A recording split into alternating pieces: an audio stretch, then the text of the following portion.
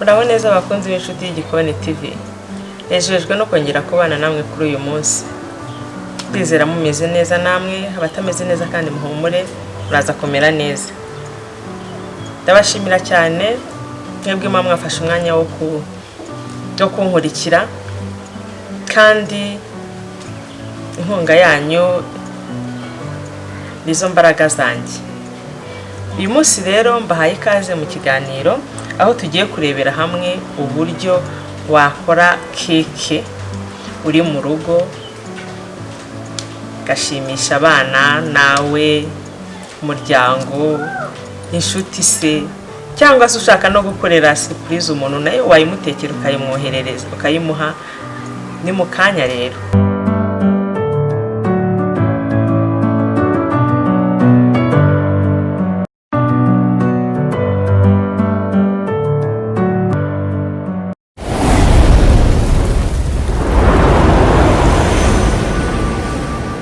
Bakunzi banje, bakunzi b'inshuti y'Igikoni, ndashaka noneho sinzi muraseka cyangwa sinzi ukuntu muri bugenza ko ndashaka kubereka uburyo ukora keke nta furu wifashishije imbabura n'isafuriya.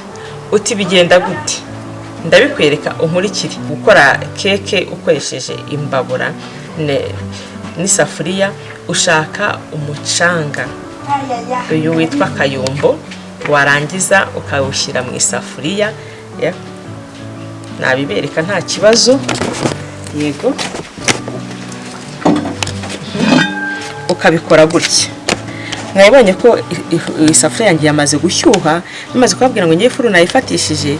Nuko ubigenza, ufata umucanga ukawushyira mu isafuriya, hanyuma ukawushyiramo utuye tuza guterekaho isafuriya, akandi ka safuriya tubwifashisha. Hanyuma muraza kureba ukuntu turi bukore keke isa neza kandi aho uri hose, waba uri mu mujyi, waba uri mu cyaro, ni karibu kurya keke kandi isa neza. Kanegere mpfundikire kuko bisaba umwuka. Nkuko ramaze kwibabwira, tugiye uyu munsi wa none tugiye guteka keke bibereye iwawe mu rugo. Ibi rero ni ibikoresho nateguye mbereka byo kuza kwifashisha mu gihe ngiye gutegura keke yanjye. Aya ngaya ni amata, aya ni amagi, nkagira n'umuneke, nkagira ifarini, nkagira amavuta y'ubuto asanzwe, nkagira capamandazi, nkagira isukari, nkagira na sikre vanilla. Hanyuma iri foke na kiko biri bumfashe gupima no guponda ibyo tugiye kwifashisha muri uyu mwanya. Hanyuma rero ubwo nyine twatangiye ibyo tugiye gukora. Ahangaha naho ngiye gutegurira pate yanjye, cyangwa se navuga umushongi, sinzi ukuntu nabyita, ariko naho ngiye gutegurira nyine. Ndabanza mena amagi yanjye,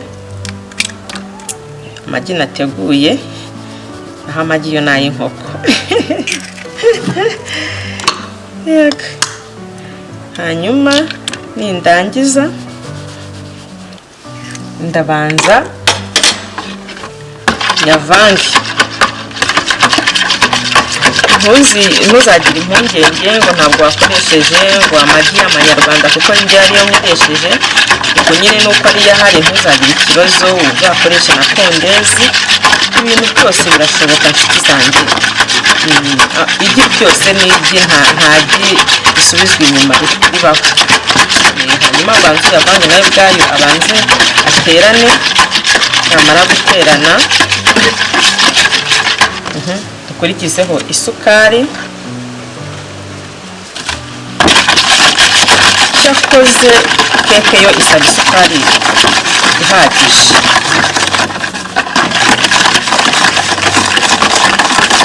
Ariko ndumva ngiye kurekera iyi ngiyi cyane ko ndi bushyiremo umuneke, kandi umuneke nawo ugira isukari. Hanyuma rero ibi ngibi byo urabivanga, isukari ikabanza ikanoga pe.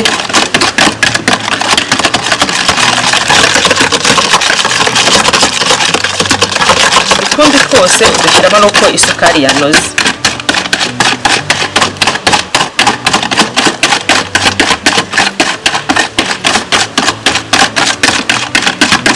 ukayivanga ukavanga nyine ku buryo isukari yawe uba utakibona ko ari isukari, ubona nyine ari uruvange ruri aho ngaho.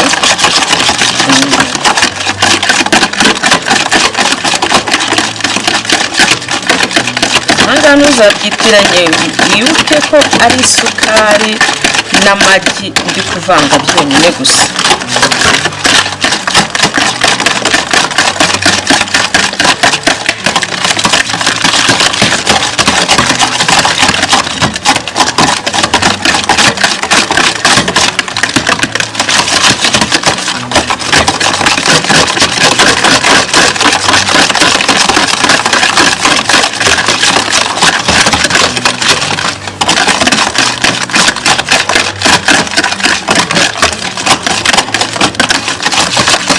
Hano rero ngiye guhita nshyiramo n'amavuta.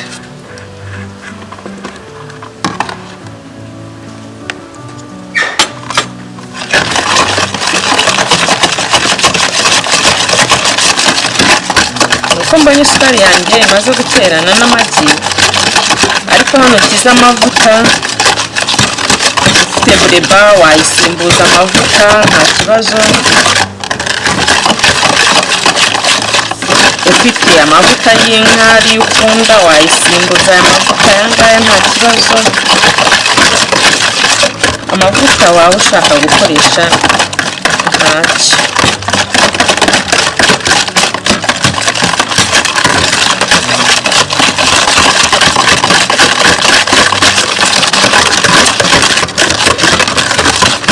Nturambirwe, nkurikire rwose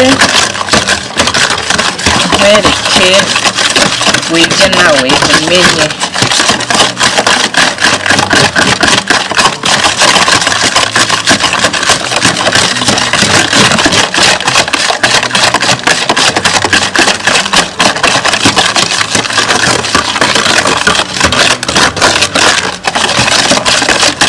Ariko hagati aho ngaho ubu ngubu ifuru yanjye nayifatishije,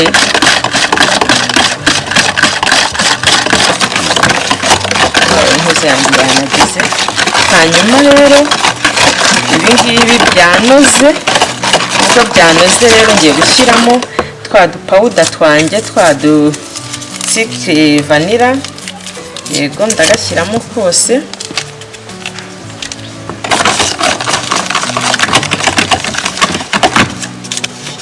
Iyi keke iba ihumura neza, akavanira gahumuza ibintu cyane.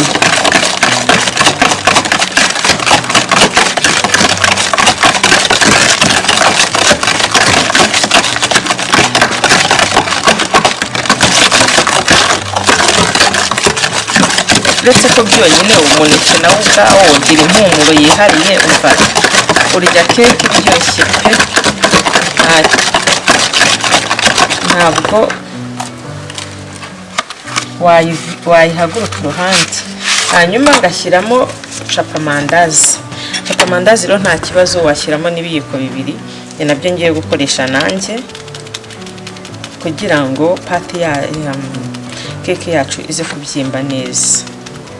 Nta kibazo rwose ka capamandazi, nta kibazo, nta ribi ryako. Urabibona ko tutigeze dushyiramo umusemburo wa wundi bita pakimaya. Oya, pakimaya ajya mu mandazi no mu migati gusa, n'ahandi hamwe na hamwe bibaye ngombwa. Yego, hanyuma dukomeze tuvange.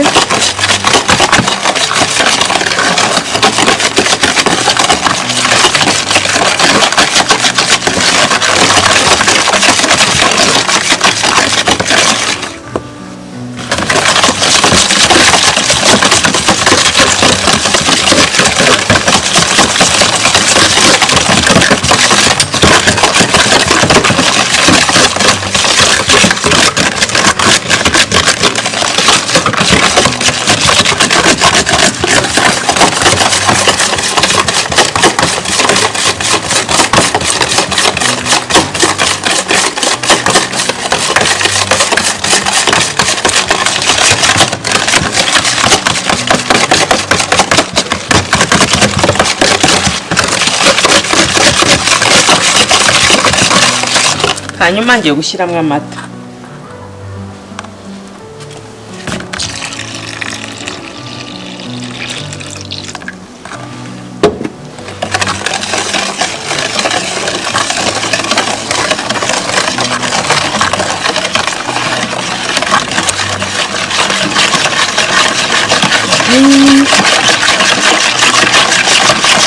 Mvange kugira ngo nimba rwose hari n'akasukari kaba kasigaye nako kanoge, kuko nawe wirinda gushyiramo ifarini itaragira isukari itanoze, ntabwo ari byiza. Ujye ubyirinda mu gihe uri gukora keke.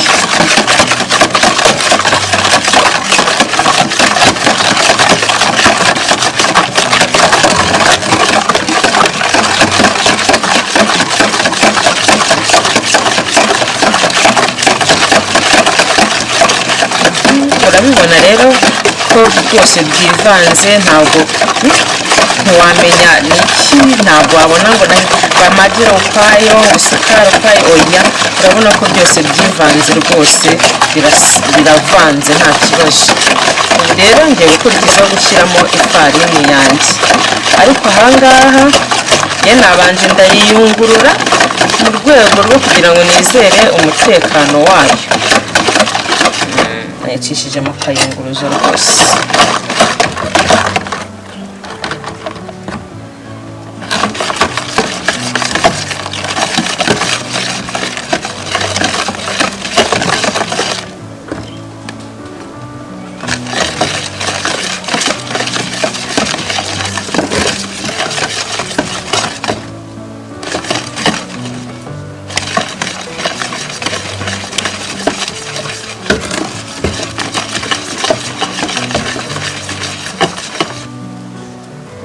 Ifarini yanjye nyimariyemo.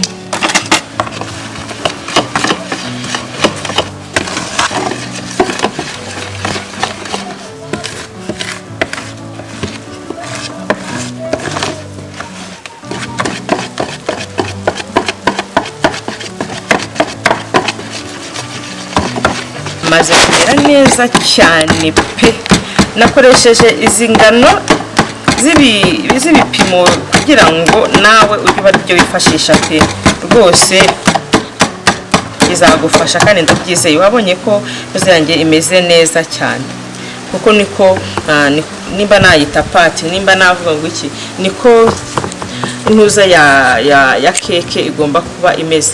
Ni umushongi, navuga ngo igipondo cya keke kiba kimeze gutya cyoroshye cyane. Rero nkimara kurangiza ibi ngibi bungiye guponda umuneke, hanyuma ukurikirane neza ku buryo rwose ubutaha nawe bitazakugora, kandi uramutse ugize aho bikutega wahamagara kuri iyo nimero iba iri kuri screen, nagufasha. Shaka umuneke uhiye neza pe. Nakoresheje umuneke umwe kuko ndabona ari munini, nta kintu bintwaye.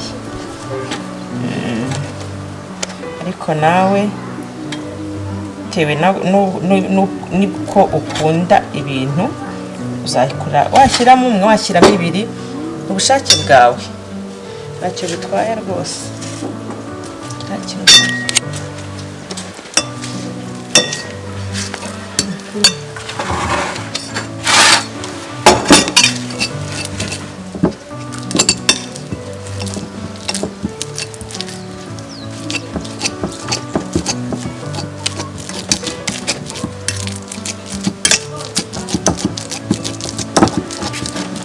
Urawunomba ku buryo ubona ko unogeje pe, kandi iyo uhiye neza nawo birakorohera guhita rwose unoga. Sorry sana, nirabasakurije.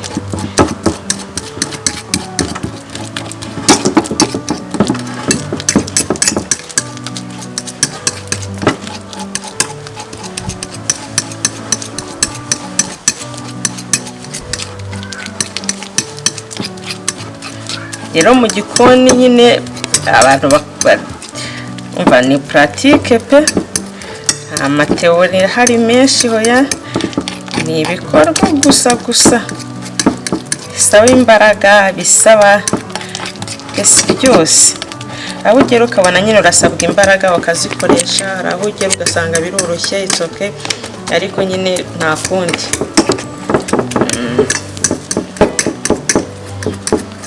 Kandi nanone bikagusaba kwitanga, bikagusaba umwanya, kuko na keke mbona ifata umwanya mu kuyitegura, mu gushirika ubuti. Urabona ko umuneke wanjye uri kunoga rwose neza cyane, kandi ariko urawunoza ku buryo ubona ko nta tutirima turimo, ku buryo no muri keke hataza kuzamo ibitirima.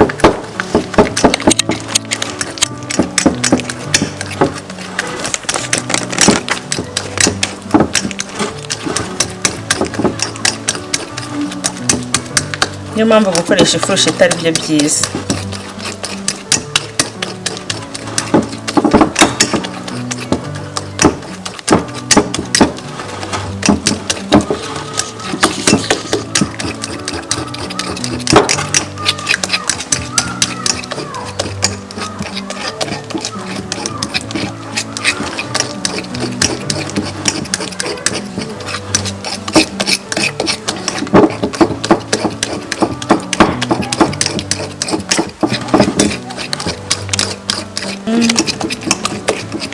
Hanyuma rero umuneke wanjye wanoze, ngiye kuwusuka muri iriya pate yanjye namaze gukora. Hanyuma dusuke mu ifuru, ariko nabwo ndabanza nabwo mbivange nabwo binoge neza.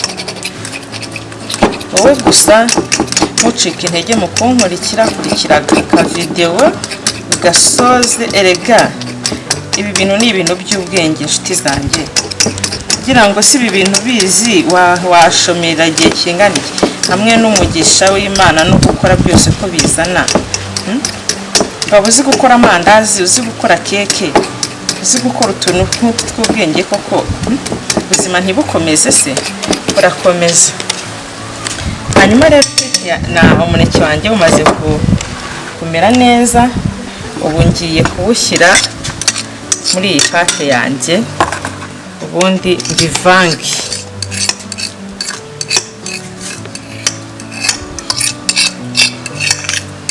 Nabonye ko mbisutsemo byose ko nabikoroze. Hanyuma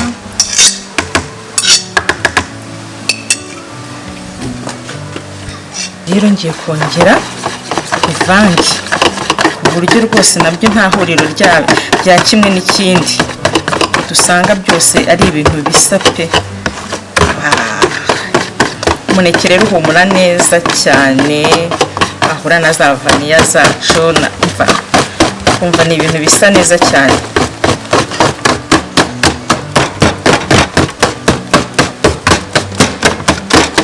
Nabyo mbivange rwose ku buryo utabona ngo uyu ni umuneke n'icyoya.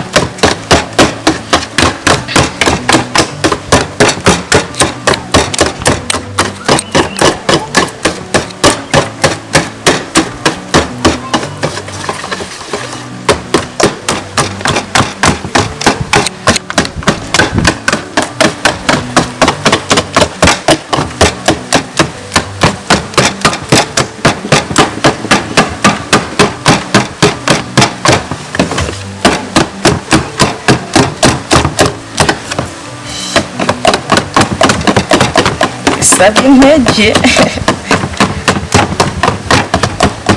Hanyuma rero kubera ko pate yanjye yamaze kuboneka, igikondo cyanjye cyamaze kuzuza ibyangombwa bikenewe, ngiye kuyotsa.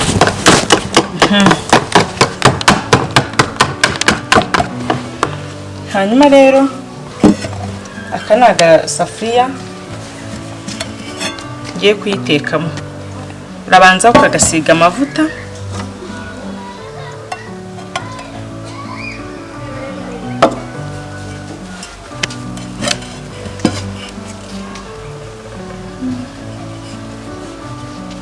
ushobora kuba ufite akantu ko gusigishamo, ushobora kuba ntako ufite, ariko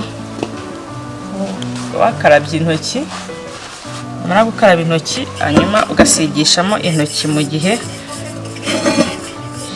hari ntabwo ari ngombwa kwanza. Ikinyenzi nuko umenya ko ntuza yawe aho ugiye gushyira igipondo cyawe hakwiriye amavuta, kuko nanone utayashyizemo ntacyo waba ukoze, ntabwo byakunda. Ubwo rero njye narangije kugakwirakwizamo amavuta hose ngiye kunyanyagizamo n'agafarine.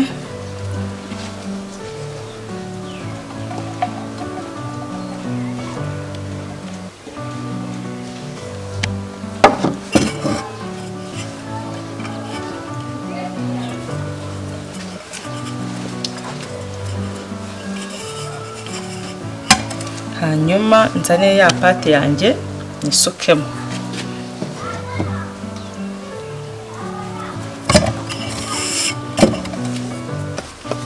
Gayo mu ntiza amaso.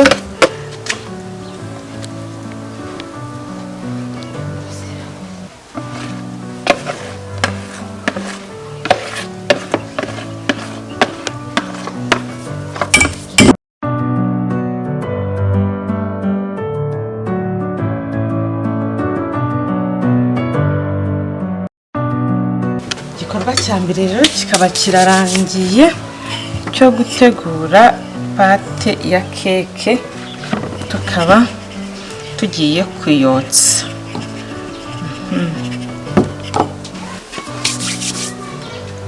Hanyuma rero ifuru yanjye mwabibonye ko nayiteguye kare.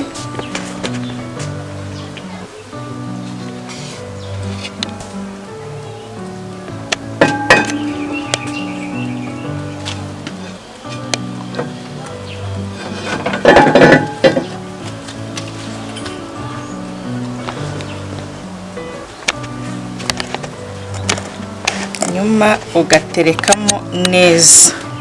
Mara guterekamo neza,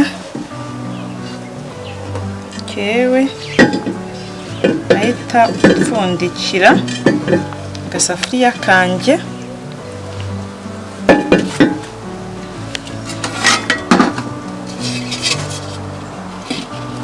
Karimo ahangaha imbere. Hanyuma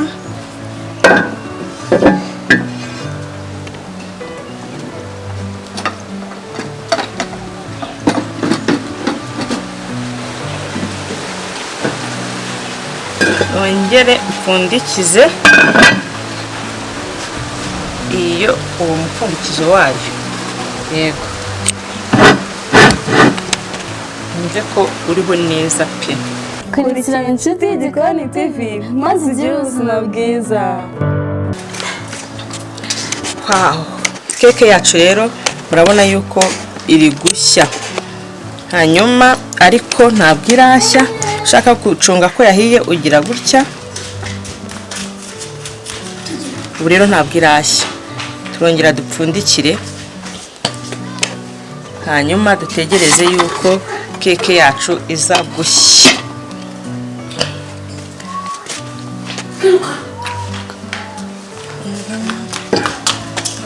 Hanyuma hari akantu ntaberetse sira ko gushyiraho amakara. Amakara uyashyiraho iyo umaze gushyiraho keke yawe, umaze kuyiterekamo. Ni byiza ko nayo amakara uhita uyashyira hejuru kugira ngo umuriro uwo hasi uzamuke n'uwo hejuru bihure kugira ngo keke yawe ibashe gushya neza. Ubu rero ngiye murabonye ko itarashya ariko mu mwanya iri hafi gushya.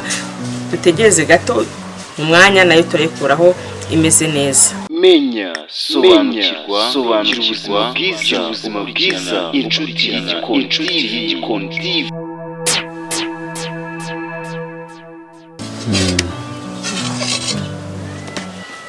Wow, pate yanjye rero yahiye. Ikikwereka ko yahiye iyo ujombyemo icyuma kiza kitafashwe, kwereka ngo pate yanjye ubu yahiye.